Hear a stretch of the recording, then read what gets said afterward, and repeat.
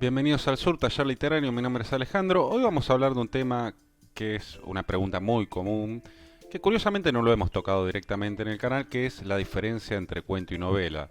Por supuesto, muchas veces la pregunta viene matizada, es decir, se pregunta qué diferencia hay entre el cuento y la novela, además de la extensión, porque obviamente todos sabemos que una novela es más larga que un cuento, no estoy descubriendo el agua tibia con esto, pero vamos a ver, entre otras cosas, por qué es más larga.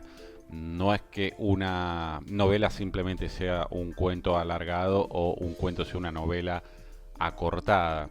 Vamos a ver entonces las diferencias entre un cuento y una novela, que son interesantes de comentar, y además después vamos a ver la cuestión de la novela corta, del cuento largo, de los números de palabras y todas esas cosas. Así que empezamos. Bueno, en principio la diferencia entre cuento y novela es de extensión y eso tiene un motivo estructural. La estructura del cuento y la novela es muy diferente. El cuento suele limitarse a pocos hechos o a un solo hecho y suele ser también limitado en personajes y va hacia un centro. Es decir, mientras la novela se ramifica, en la novela hay lugar para divagaciones, para digresiones, en algunas novelas casi que hasta son necesarias o son constitutivos esos desvíos. En el cuento no hay lugar para ese tipo de cosas. El cuento va al grano, se centra, se enfoca en uno o pocos hechos, en uno o, bueno, en uno muchas veces no, pero en pocos personajes, y tiene lo que Poe llama la unidad de efecto. No de efecto en el sentido de algo malo, sino de efecto, dos palabras separadas. Apunta a producir cierto efecto, va hacia cierto final y no tiene que tener ni una palabra de más ni de menos. El cuento es un relojito, esto sí lo hemos dicho un montón de veces, que si uno le pone una pieza de más o de menos, echa a perder todo el mecanismo. En cambio, la novela incluso muchas veces puede funcionar, aunque existan partes que quizás no sean del todo satisfactorias. De hecho, es muy difícil encontrar una novela larga, una novela de 500 páginas, pongamos por caso, que cada una de esas páginas sea extraordinaria, sea vibrante, sea una maravilla. Es muy difícil, incluso si hablamos de grandes maestros, pero la novela puede salvarse, aunque tenga alguna parte no tan satisfactoria, como decía. En cambio, el cuento o da en el blanco o no. Es blanco o negro en ese sentido. O acierto o no. También en el cuento, además de que no hay subtramas, como decíamos, no hay ramificaciones, se va a una cosa. Lo que sucede es que el final es lo que le da al cuento estatus de cuento. En el cuento clásico hablamos de un final más o menos sorpresivo.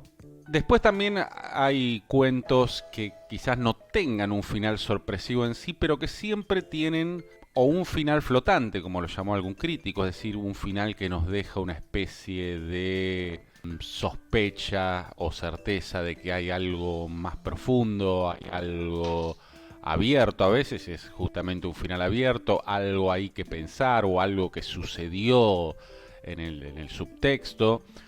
Cuentos a la Hemingway, la famosa teoría del iceberg de Hemingway. Ricardo Piglia todo esto lo habla muy bien en su tesis sobre el cuento, justamente, mientras mi gata hace desastres. En su tesis sobre el cuento, él habla de que un cuento cuenta en realidad dos historias. No me voy a meter tanto en eso, ya en un video lo he comentado, pero tiene esa estructura particular el cuento. Y el final es muy importante. Esto no quiere decir, por supuesto, que se descuide lo anterior, pero el final resignifica lo que hemos visto antes. En cambio, en la novela no es que el final no deba ser tomado en cuenta, pero lo que más importa es el viaje. La novela no necesita tener un final que resignifique todo lo anterior, ni que sea sorpresivo, ni nada por el estilo. Puede tenerlo, pero no es necesario que lo tenga. También la novela, al menos la novela europea tradicional y más prestigiosa, la novela psicológica, como se llamaba en algún tiempo, suele privilegiar a los personajes por sobre la trama. Insisto, esto es una generalización, no siempre es así. Suelen preponderar los personajes por sobre la trama, más allá que, por supuesto, los personajes y la trama se hacen en uno al otro, se definen el uno en relación al otro, pero suele haber más introspección, más estudio de personajes, le llaman algunos un poco pomposamente, a mí no me gusta mucho la expresión, pero en la novela eso, hay mucho más espacio obviamente para que se desarrollen los personajes y por supuesto la trama tiene su importancia, pero parecería que está subordinada a los personajes. Igual después vamos a ver algo que no necesariamente es así, pero por lo menos la, digamos, novela más tradicional, cuando uno piensa en la novela realista, por ejemplo, en Francia en el siglo XIX, Flaubert, Maupassant, bueno, Maupassant más cuento que novela, pero Balzac, Émile Zola, o en los rusos, Dostoyevsky, Tolstoy y demás, o Dickens en Inglaterra. Bueno, uno piensa en ese gran desarrollo de personajes y la trama no es que no importe, pero está en un segundo plano. En cambio en el cuento no. Los personajes se definen con pinceladas, a veces más o menos gruesas, incluso el cuento a veces puede llegar a recurrir al estereotipo, si bien manejándolo con cautela, pero puede llegar a recurrir al trazo grueso justamente para tomar un atajo rápido y definir a un personaje sin invertir demasiadas líneas en eso, porque lo que importa es la trama. Vuelvo a decirlo, no es que estoy diciendo que si uno escribe un cuento no le interese para nada a los personajes, o que si uno escribe una novela no le interese para nada la trama.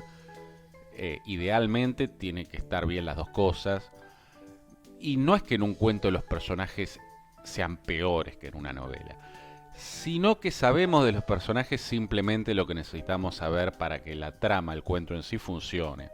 Un cuento es un pequeño trozo de vida que en todo caso puede hacernos suponer cómo fue todo el resto de la vida de ese personaje, o puede ser el momento más importante de la vida de ese personaje. Recuerdo aquella frase de Borges que escribe en la biografía de Isidoro Cruz, en el cuento de Taedo Isidoro Cruz, donde él dice algo así como que la vida de un hombre consta en realidad de un solo momento, el momento en que ese hombre sabe para siempre quién es, algo así. Entonces, a veces puede haber cuentos que nos narren esos momentos, pero son momentos, son trozos de vida. Por lo general, insisto, la otra vez en clase leíamos un cuento, El collar de Maupassant, que es un cuento que narra 10 años de la vida de un par de personajes, de sus personajes protagonistas, pero en un momento dice vivieron así 10 años, es decir, hace una enorme elipsis narrativa y pasaron los 10 años. Así que bueno, pero de todos modos se concentra en un par de momentos de esos personajes y el cuento de Maupassant, y el segundo momento tiene que ver con el primero, o sea que son un par de momentos en este caso los que definen la vida de esos personajes. En cambio en la novela, por supuesto, hay un desarrollo mucho mayor, se recurre menos a la elipsis, la novela, como decíamos, puede darse el lujo por momentos de divagar, de tener partes que no son estrictamente necesarias para la trama, pero que le dan capas de complejidad. En ese sentido, la novela es un género mucho más libre. Mientras uno no aburra al lector, mientras la novela siga siendo interesante, uno puede hacer más o menos lo que se le dé la gana. En el cuento no sucede de esa manera. Es en ese sentido un género más estricto.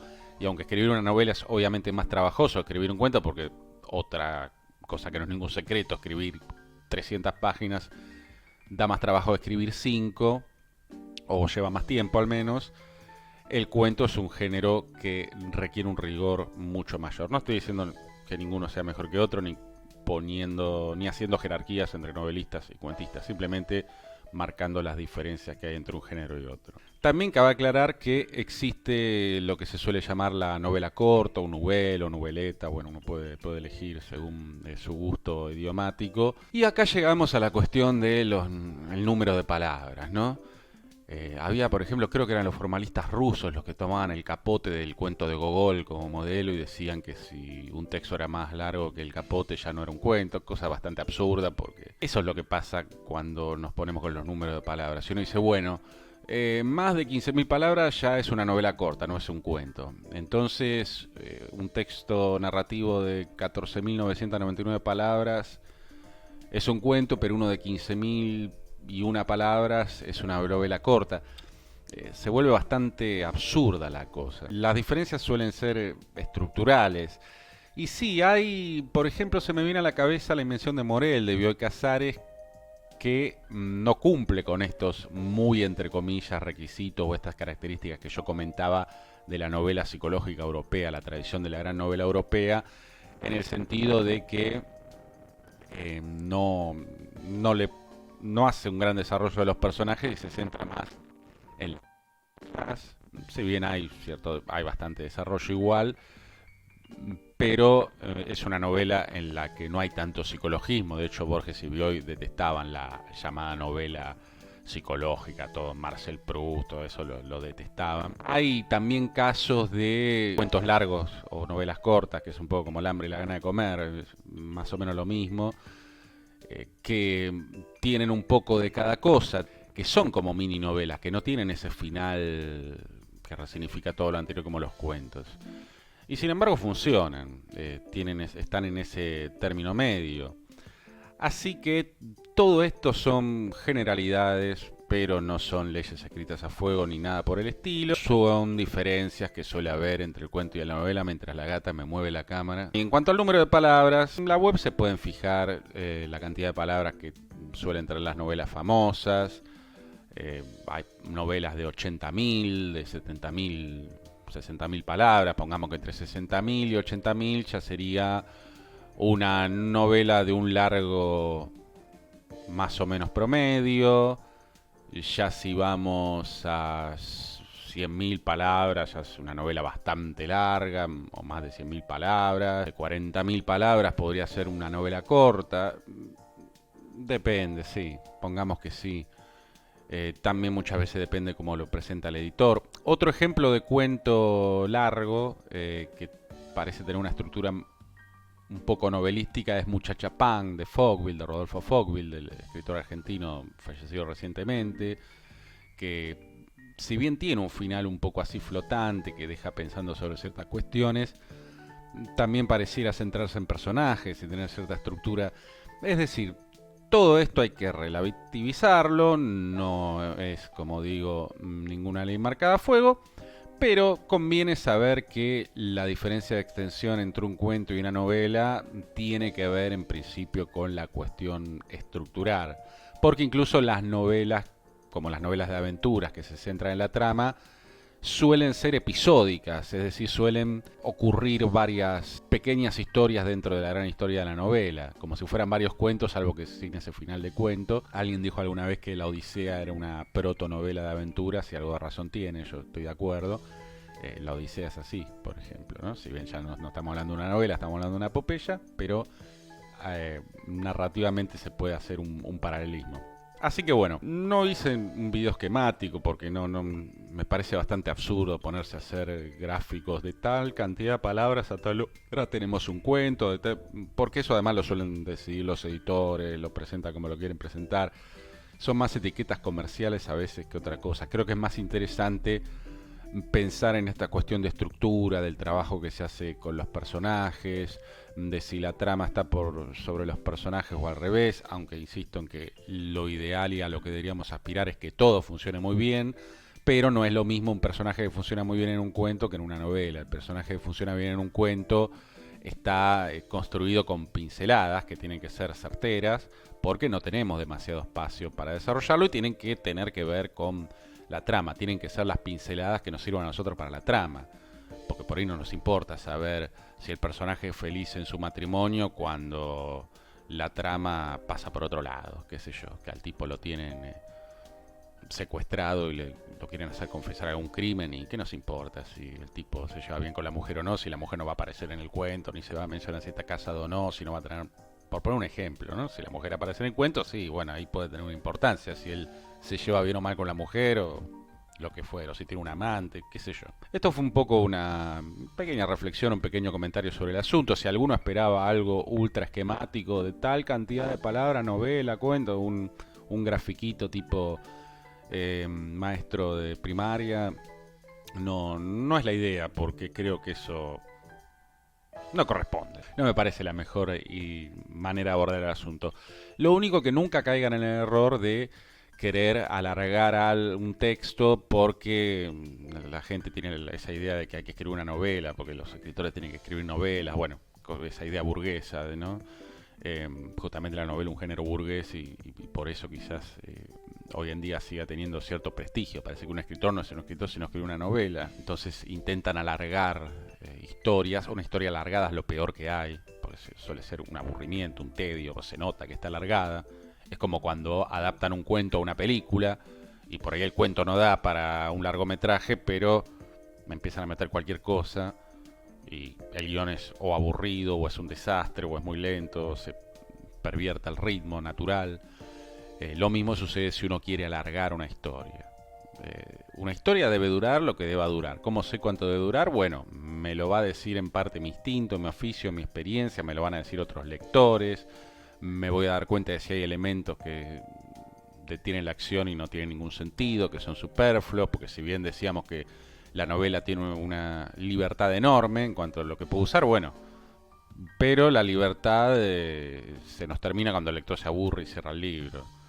Es una libertad que es un arma de doble filo. A veces la libertad artística no es una panacea como parece. A veces también nos pone en complicaciones esto de tener una especie de vale todo, de impunidad para hacer lo que queramos. Si no, lean, ya que nombrábamos a Borges, el cuento de Borges, Los dos reyes y los dos laberintos.